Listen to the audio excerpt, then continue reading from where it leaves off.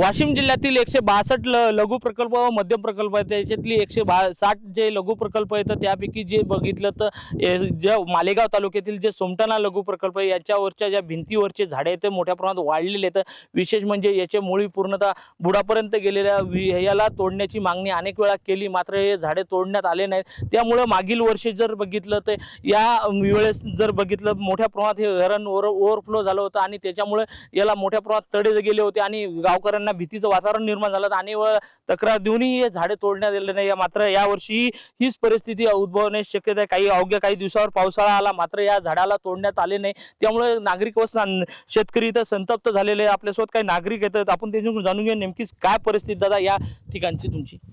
आमची समस्या म्हणजे हा प्रकल्प जेव्हापासून उभारला तेव्हापासून हे जे वृक्ष आहेत छोटे छोटे ते आता मोठे झालेले आहेत आणि या मोठ्या वृक्षामुळं या जमिनीत म्हणजे या भिंतीमध्ये त्याच्या मुळ्या गेलेल्या आहेत, त्याच्यामुळे या प्रकल्पाला धोका आहे। आता पावसाळा येत आहे, पावसाळ्यात जर पूर्ण ओव्हरफ्लो धरण झालं तर याचा धोका आहे म्हणजे गावकऱ्यांना व समोरच्या गावांना होऊ शकतो। त्याच्यामुळं प्रशासनाने याची तात्काळ दखल घेऊन हे वृक्षतोड करण्यात यावी ही आमची मागणी आहे। नक्कीच आपल्यासोबत काही शेतकरी येतात। दादा मला सांगा, हे आता सध्या शेतकऱ्यासाठी सिंचनाचा प्रकल्प आहे आणि नेमकीच ही परिस्थिती गाव बिनजवळच काय होती परिस्थिती? जर धरण भरल्याच्या नंतर या भीतीवर जे मोठमोठाले वृक्ष वाढलेले आहेत या वृक्षामुळं आज त्याच्या ज्या मुळ्या आहेत मोठ्या प्रमाणात वाढलेल्या आहेत, त्याच्यापासून धोका निर्माण होण्याची शक्यता आहे। सायासारखे प्राणी आहेत, या सायासारख्या प्राण्यांनी याला जागोजागी छिद्र केलेले आहेत। याची जी भीत आहे या भीतीला अनेक ठिकाणी तडे गेलेले आहेत, पण प्रशासनाला आम्ही वेळोवेळी सूचना देऊन सुद्धा प्रशासनाने 3-4 वर्षापासून आम्ही सूचना देत आहे, पण प्रशासनाने याची कोणत्या पद्धतीची दखल न घेता याच्याकडे दुर्लक्ष करत आहे शासन।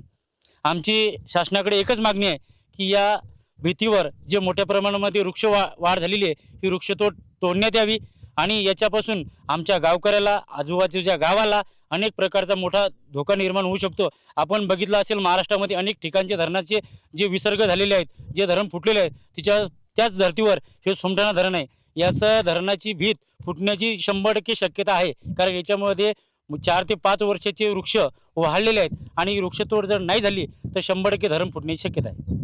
नक्कीच हे होते आपल्यासोबत जे सोमटाणा येथील ग्रामस्थ आणि शेतकरी यांचं एकच मत आहे की या भिंतीवरचे जे झाडे ते याच्यावरचे तोडून द्यावे, नाहीतर जर नाही तोडले तर याच्यामुळे ज्या भिंतीला पूर्ण तडे जाण्याची शक्यता आणि त्याच्यामुळे गावकऱ्यांना धोका निर्माण होण्याची शक्यता आहे। कॅमेरामन सचिन राणेसह विठ्ठल देशमुख, TV9 मराठी, वाशिम।